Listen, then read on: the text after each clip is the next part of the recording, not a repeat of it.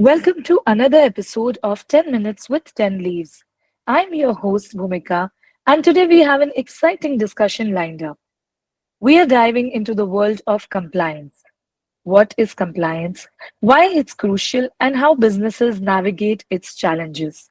And to guide us through this, we have Zohaib, a seasoned expert in compliance. Welcome back, Zohaib. Thank you, Bhumika. It's always a pleasure to be here. And of course, compliance is one of the topic I'm passionate about, and I can't wait to break it down in a way that it's easy to understand. Yes, we are excited too, Zoeb. All right, let's start with the basics. Compliance is a term we hear often, but what does it actually mean, Zoeb? And why do you think it's so important? Bhumika, let's start with a very basic understanding. Compliance is something which we all practice in our daily lives in various forms. Just take a simple example. If you use a credit card or you have a bank account, you make a transaction throughout the month, right? And at the end of the month, you receive a statement. So my question to you, Bhumika, what is the first step when you receive the statement? Uh, I review the transactions and the statements. Correct, correct. So basically, what happened? You review the transactions carefully. You match all the transactions to check if there's any kind of discrepancy. You verify whether the transaction listed aligned with those transactions which you have actually made. And if Mhm. you notice any kind of mismatch, any error, or any discrepancy, what you do, you immediately report to the issuing authority or to the concerned bank or department. As such discrepancies indicates non-compliance with the provided guidelines. So this is a very basic and fundamental example of a compliance in everyday life. Similarly, when we talk about the financial industry, whether we talk about financial institutions or we talk about designated non-financial businesses and professions, compliance is very crucial. Regulatory authorities at a local level, along with the international watchdogs such as FATF, Financial Action Task Force, establish guidelines, rules, and regulations for conducting businesses. For example, if a firm fails to properly implement those guidelines within its policies and procedures, it results into a compliance breach. So that's why I always say that working in compliance domain is not just about the responsibility, but it's more about the accountability. I think that's very severe also. That really puts it into the perspective. Compliance isn't just a box ticking exercise, right? I think it's a safeguard for businesses and individuals alike. And it seems like something we often take for granted until something goes wrong, right? So, sometimes people think compliance is just about rules. Zoe, but is it actually about rules or is it about trust? No, see, compliance is not about the only specific rules. There's no doubt that good compliance practice builds a trust between business, customer, and the regulators. So it's a when there's a good compliance, so the regulator and the customer have a strong trust on the business as well. Hmm. Okay. Compliance covers a wide range of areas, Zoe.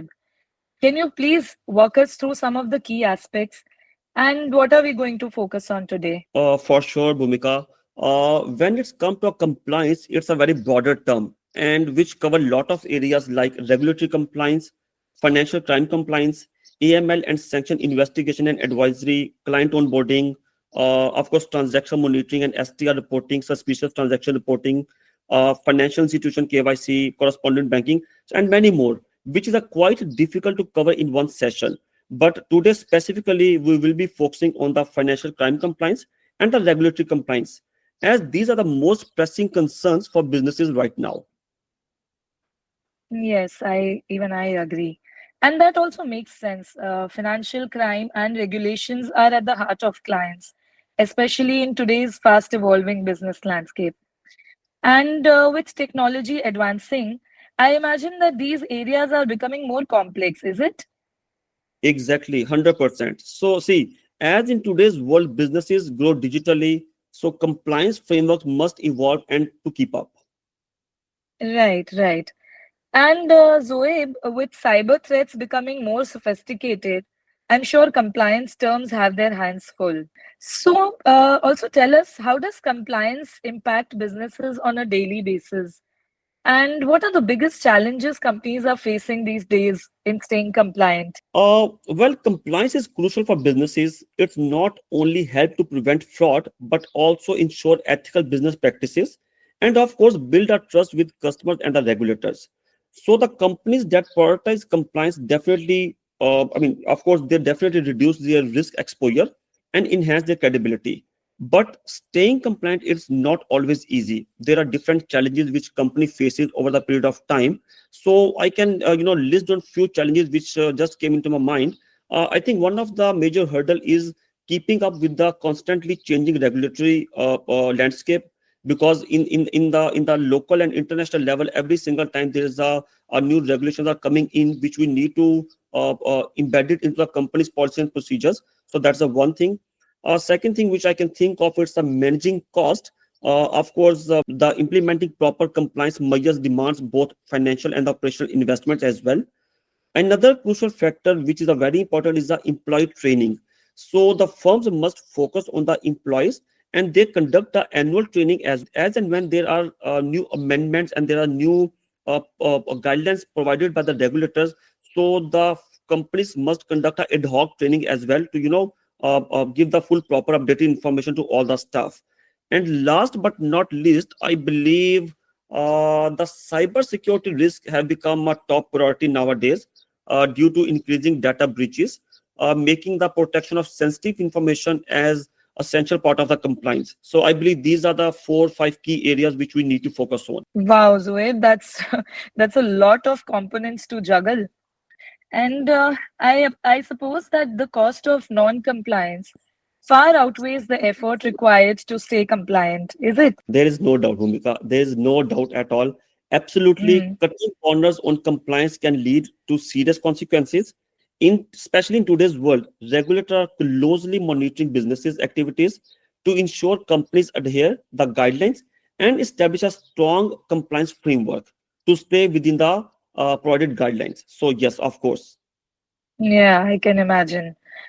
Zoe, do you think companies sometimes underestimate the importance of compliance until they actually face an issue? I mean, is it taken for granted? Yes, many businesses don't prioritize compliance until they face a violation and regulatory penalties, which is, of course, it's not a good thing. It's not just about the misconduct. Regulator take a strict action as well, even if there are loopholes or gaps in your company policy and procedures.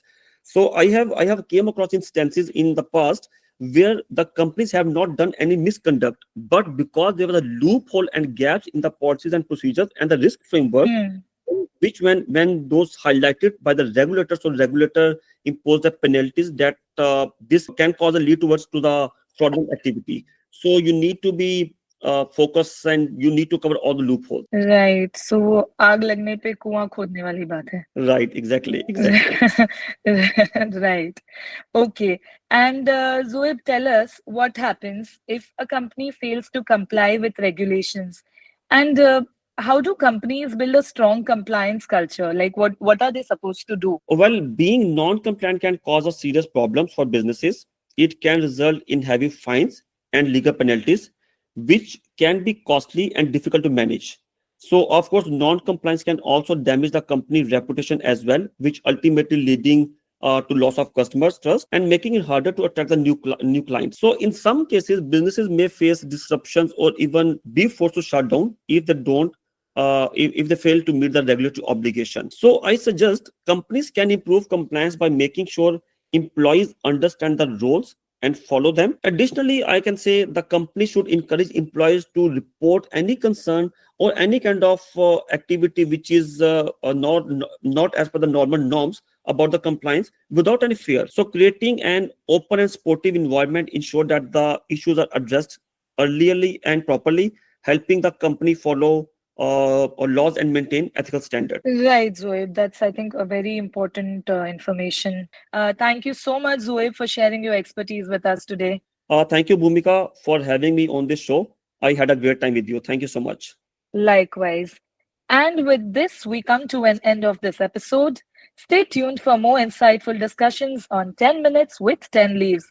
Until next time, stay curious, stay informed.